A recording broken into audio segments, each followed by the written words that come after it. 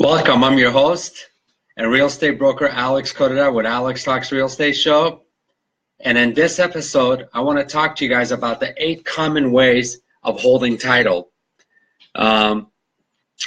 So for those of you that are thinking about buying, this is a question that doesn't really come up until the end, and then it gets confusing and you don't know which direction to go. And I thought I put this show together to kind of clarify and kind of give you guys the right direction when it comes to holding title. And like always, the whole purpose of this show is to bring you value, content, and tips with your real estate needs. So I want to get right into it. I'm looking at 2 different screens right now, so I have to kind of go back and forth. But anyway, so as folks come in, I will welcome them. Abra, Yafa, how you guys doing? All right, so 8 common ways to hold title. The first way you can hold title is a single man or woman. And I'm going to read here exactly how the way it's described when it comes to this. I mean, it's very common sense. I mean, single man or woman, but still, I'm going to just read it here. It says, a man or woman who is not legally married. So it's someone that is single. So that would be considered as a single man or woman that is not legally married. The second way you can hold title is an unmarried man or a woman. Again, remember, when you purchase a property, they always ask you, how do you want to hold title? And this is something that people breeze through it and they don't really pay attention. And if you don't pay attention, years down the road, it could become a problem. And I'll explain to you what I mean by that in a minute. So number 2, the second way to hold title would be an unmarried man or woman. A man or a woman who having been married is legally, having been married is legally divorced, or a man or woman having been in a registered domestic partnership that has been legally dissolved. So this is someone that was married and is not married anymore. An unmarried man or woman. Number 3, a married man, woman, registered domestic partner as his or her sole as separate property. When a married man, woman, or registered domestic partner wishes to acquire title in his or her name alone, the spouse or partner must consent. I'm having that issue right now. I have a client that wants to sell his house. He went through a divorce with the spouse, but they did it on their own. They never went through attorneys, but her name is still on title. So one thing we do as realtors and broker, when we take on a listing, the first thing we do is we pull the prelim. We pull the prelim to see what's on that prelim. Prelim is pretty much the history of that whole property. And if we see the person's name, then we say, okay, well, you have your spouse. What's going on? Oh, we're not together anymore. Oh, okay, well, their name is still on here. Well, no, don't worry about it. Well, no, you need to worry about it, because if their name is still on there, we got to get that fixed. If we cannot close. So that's why you have to make sure you plan all this at the beginning and don't wait till the last second to go sign. Or when you're selling your house, make sure to have that realtor pull your prelim to look at all this, to make sure that everything is accurate. So let me keep finishing with this one with the unmarried man or woman. So it says here, wishes to acquire the title in his or her name alone, the spouse partner must consent by a quit claim deed or otherwise to transfer, thereby relinquishing all rights, title, and interest in the property. That means that him or her has to say, you know what, that's fine. This is your property. You sell it. You do whatever you want to do with that. Okay, so they have to release. They have to get the quit claim deed. Okay, so this is, as a realtor for us, when we're taking on a listing and we see this, this is already a red flag that we want to make sure that if they're not together, that this gets resolved. We do not want to do this while we're in the middle of a contract, because if we're in the middle of a contract and then there's a problem, then you got a lawsuit on your hand. So you got to be very careful. All right, that's the same thing as if you're a buyer. If you're a buyer and you're buying a property, the disclosures you get at the beginning, you get the seller disclosure. If they've done any inspections, you get a copy of those reports, And also, you always want to ask for a prelim. I see too many people breezing through a prelim and not paying attention to the prelim, and it becomes a headache down the road. Prelim is how they hold title, if there's anything on their easements or whatever else is on the cloud on the title or judgments, and that's another episode on its own to go over all the things that are on a prelim. But for now, we're just trying to say, how do you hold title? So far, I've talked about a single man or woman. I've talked about an unmarried man or woman, and I've also talked about married man or registered married man or woman, but selling separately. Anyways, number 4, community property. I like to look at the screen and read this to you so I can give you exact detail of this. And if you're interested, you could send me a private message, and I will send you a copy of this. I want to thank everybody who's joining right now. Thank you so much. So community property. California Civil Code defines community property as property acquired by a husband and wife or by either. Real property conveyed to a married man or woman is presumed to be community property unless otherwise stated.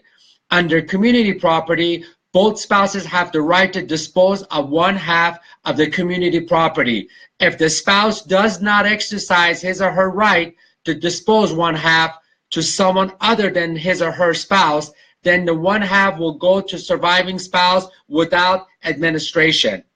Also, I know it gets kind of complicated here. Like I said, I can send you a copy of this. I'm just wanting to let you know all the different ways. And for those of you that are joining right now, there are 8 different ways that you can hold title. So it says here also under number 4, under community property, the way you can hold title, if a spouse exercises his or her right to dispose of one half of the subject to administrate in this state, example, John Doe and Mary Doe, husband and wife, as community property, or example, John Doe or Mary Doe, husband and wife. So there's different ways, but anyways, that's community property, all right? Number 5 is joint tenancy. You hear this a lot. A joint tenancy state is defined in the Civil Code as follows. A joint interest is owned by 2 or more persons and equal shares by title created by single will or transfer when expressly declared in the will or transferred to the joint tenancy. A chief characteristic of a joint tenancy property is the right of survivorship. When a joint tenant dies, title to the property immediately vests to the surviving joint tenant.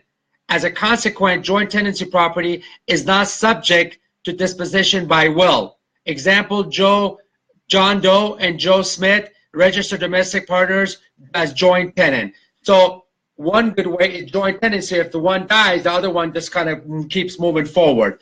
Now, tenancy in common, number 6. Under tenancy in common, the co-owner own the undivided interest, but unlike joint tenancy, these interests need to be equal in quantity or duration and may rise at different times. There's no right of survivorship. See, no right of survivorship. So this is where you got to be very careful. Each tenant owns an interest which will, on his or her death, vest in his or her heir or divide. So when they die, their share goes to their heirs if they have a trust. I see so many people buying properties. They do not create a living trust. And no, I am not an attorney. I'm a real estate broker and a CPA, but I'm not an attorney. This is just what I see here on the different ways to hold title. I highly recommend you speak to your attorney. But like me personally, all my properties are in a trust. Why? Because if something happens to me, there's a beneficiary. It goes to my family. It goes to them, right? If you do not have a trust, and God forbid you die, it's got to go through a probate. Then your family has to hire a probate attorney. They have to spend thousands of dollars. And like I said, that's something you need to consult with an attorney. What I recommend for anybody that buys a property, I always recommend creating a living trust, right? Now, there's a revocable living trust and there's the irrevocable. Usually, most people go with revocable, but like I said, again, you need to talk to your attorney. Number 7, trust. Title to the real property in California may be held in a title holding trust. The trust holds legal and equitable title to the real estate. The trust holds title for the trustor beneficiary who retains all the management right and responsibility. I'm seeing a lot of baby boomers passing away. House comes on the market and is a trust sale, right? And what happens is that there's an administrator, someone that's taking care of all that, and the realtor is selling the property, and the proceed goes to the beneficiary because God bless whoever that died and passed away, they had created the trust and they did the right thing. And then they also had a will with that trust that said that when I die, I want this much to go to my son, this much will go to my daughter. They did all that. So you want to create a trust. Like I'm telling you, I'm not an attorney, but I see this many, many times. I see spouses walking into my office wanting to sell a house that is not in their name, right? And there was no trust, right? And now you got to deal with probate, so I got to refer them back to a probate attorney, and they have to go through a process. So it just makes your life much easier. Number 8, community property with the right of survivorship. Community property of a husband and wife when expressly declared in a transfer document to the community property with the right of survivorship, and which may be accepted in writing on the face of the document by statements signed or initialed by the grantee, shall upon death of one of the spouses pass to the survivor without administrating subject to the same procedures as property held in joint tenancy. So there's 8 different ways that you can hold title. One of them was a single man or woman. Another one was an unmarried man or woman. Another one is married man, woman registered as his or her sole as separate property. Number 4, community property. Number 5, joint tenancy. Number 6, tenancy in common. Number 7, trust. And number 8, community property with the right of survivorship. So when you're thinking about buying a house, you will always have to, majority of times, you'll always have a escrow that you have to go through. It is not a bad idea that before you go to sign those documents to buy the property in advance, you call the title company, you ask them to send you all the different ways to hold title, see which one is better for you, and there are tax consequences if you don't pick the right one. You know, so like there's certain, and I can say that because I'm a CPA, but there's certain ones that if you hold title and one passes away, then it does not get a step up to the new basis. It stays at the lower base. So if you sell, you have to pay capital gains. It gets very complicated. So you definitely want to know what is the best way to hold title way before you purchase the property. You want to consult with a CPA. You also want to talk to an attorney, and every state is different. But in California, there's 8 ways to hold title, and you want to make sure you do it right. And God forbid, if you do get divorced, you want to make sure that everything is done so you don't have a problem like some of my clients that are coming to me. They're getting divorced, they're getting separated, they thought they worked everything out, but both of their name is still on title. And both of their names on title, there's no way it's going to close. You cannot just take a document and say, well, they got a divorce. No, that doesn't work. It's got to show that he or she needs to sign a quit claim deed and say, I give up my rights, and it can go to that other person. I see this problem quite a few times. So you want to make sure you do it right. Same thing as you as a seller. You might have bought the house 25 years ago and you don't remember how you held title, and you want to make sure when you sell that everything is legit, everything's fine, and you don't have any problems.